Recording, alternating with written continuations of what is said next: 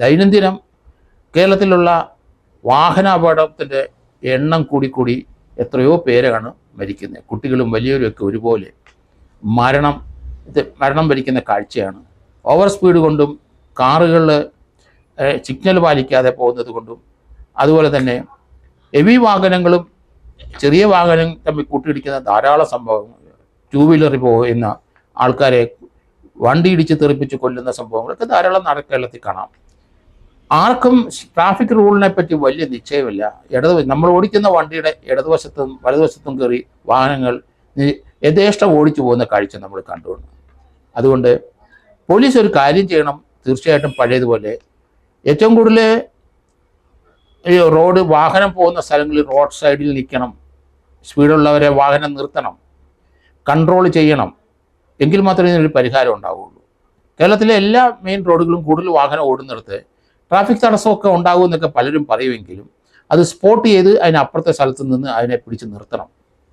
Over സ്പീഡായിട്ട് പോകുന്നതും signal തെറ്റിച്ച് പോകുന്നതും അത് തന്നെ ഒരു വാഹനത്തിൽ റോങ് സൈഡിൽ കൂടെ കയറി പോകുന്നതും ടൂ വീലറുകാരും എല്ലാവരും ചേർത്ത് അത് സ്പോട്ട് ചെയ്തിട്ട് അടിയന്തര നടപടി അവർക്ക് എടുക്കണം.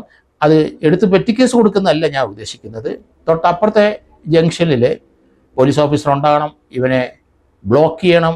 അങ്ങനെ കൃത്യമായി 70 അല്ലെങ്കിൽ 80 കിലോമീറ്റർ അപ്പുറത്തോട്ട് ഓടിപ്പോകുന്ന വാഹനങ്ങൾ, റോങ് സൈഡിൽ തെറ്റിച്ചു പോകുന്ന വാഹനങ്ങൾ, അതുപോലെ ഫുട്പാത്തിൽ കൂടെ കയറി ഇറങ്ങുന്ന വാഹനങ്ങൾ, ഇതെല്ലാം സ്പോട്ട് ചെയ്തിട്ട് 1 കിലോമീറ്റർ 2 കിലോ അപ്പുറം വെച്ച് അത് തടഞ്ഞ് നടപടിയെടുക്കാനുള്ള സംവിധാനം പോലീസ് ചെയ്തെങ്കിൽ മാത്രമേ ഇതിന് നടപടി ഉണ്ടാവുള്ളൂ. പറ്റിക്കേസ് അടയ്ക്കാനും പൈസ ഉള്ളവർ ധാരാളം ഉണ്ട്, അവരതിന് റെഡിയാണ്. അതുകൊണ്ട് വണ്ടി തടഞ്ഞു നിർത്തി ഓവർ സ്പീഡിൽ വണ്ടി സീസ് ചെയ്യും എന്ന് തോന്നിക്കഴിഞ്ഞാൽ ഇതിന് പരിഹാരം ഉണ്ടാവും. ഇപ്പോൾ യഥേഷ്ടം കേരളത്തിൽ ഏത് റോഡിൽ കൂടെയും എത്ര സ്പീഡിൽ വേണം ആർക്കും ഓടിക്കാം. കൂടി വന്നവർ 1000 രൂപ 2000 രൂപ പെനാൽറ്റി അടയ്ക്കണം എന്നാണ് അവരുടെ ചിന്തനം. പണമുള്ളവർക്ക് അവർക്ക് ഈ പെനാൽറ്റി അടയ്ക്കുന്നതിന് ഒരു മടിയില്ല. അത് പിന്നീട് എപ്പോഴെങ്കിലും സൗകര്യം പോലെ അടച്ചാൽ മതിയല്ലോ എന്നാണ് അവർ കരുതുന്നത്. അതുകൊണ്ട് പോലീസ് അതല്ല, ഇൻ്റർസെപ്റ്റ് ചെയ്യണം. വാഹനം ഓവർ സ്പീഡ് വരുന്ന ഇൻ്റർസെപ്റ്റ് ചെയ്യണം. അവനെ മുന്നോട്ട് വിടാൻ പറ്റില്ല. പെനാൽറ്റി അടിക്കുന്ന മാത്രമല്ല, ആ വാഹനം ഡീറ്റെയിൻ ചെയ്യണം. മറ്റ് നടപടികൾ, അതിന് പെനാൽറ്റി അടിക്കാൻ പറ്റുന്ന വേറെ എന്തെല്ലാം വകുപ്പുകളുണ്ടോ അത് മുഴുവൻ ഇതിനകത്ത് കയറ്റുകയും ചെയ്യണം. ആ വാഹനം പിടിച്ചിടണം, അത് ഡീറ്റെയിൻ ചെയ്യണം. അങ്ങനെയുള്ള വാഹനം ഓടിക്കാൻ പാടില്ല. ആ ഡ്രൈവറുടെ ലൈസൻസ് അപ്പം തന്നെ ക്യാൻസൽ ചെയ്യുകയും ചെയ്യണം. ഓവർ സ്പീഡ് കഴിച്ച് മറ്റുള്ളവർക്ക് അപകടം ഉണ്ടാക്കുന്ന രീതിയിൽ വാഹനം പോയാൽ അത് തീർച്ചയായിട്ടും ടെമ്പററി ആയിട്ട് അവരുടെ ഡ്രൈവിംഗ് ലൈസൻസ് ക്യാൻസൽ ചെയ്യണ അധികാരം പോലീസിനുണ്ട്, അതുപോലെ RTIക്കും ഉണ്ട്. അതുകൊണ്ട് അങ്ങനെയുള്ള നടപടികൾ എടുക്കാൻ പോലീസ് തയ്യാറാകണം, മോട്ടോർ വെഹിക്കിൾസ് ഡിപ്പാർട്ട്മെൻറ്റ് തയ്യാറാകണം. അതുപോലെ തന്നെ മറ്റ് ഡിപ്പാർട്ട്മെൻറ്റുകളും അവരുടെ ചെക്കിങ്ങും ഇത് വളരെയധികം ഇൻറ്റൻസിഫൈ ചെയ്യേണ്ട സമയം കഴിഞ്ഞിരിക്കുന്നു.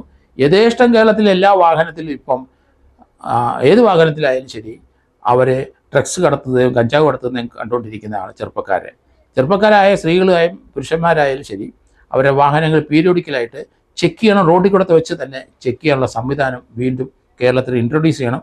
എങ്കിലേ നമുക്ക് പല മനുഷ്യജീവനുകളും മരണപ്പെടുന്നത് തടയാൻ കഴിയുള്ളൂ.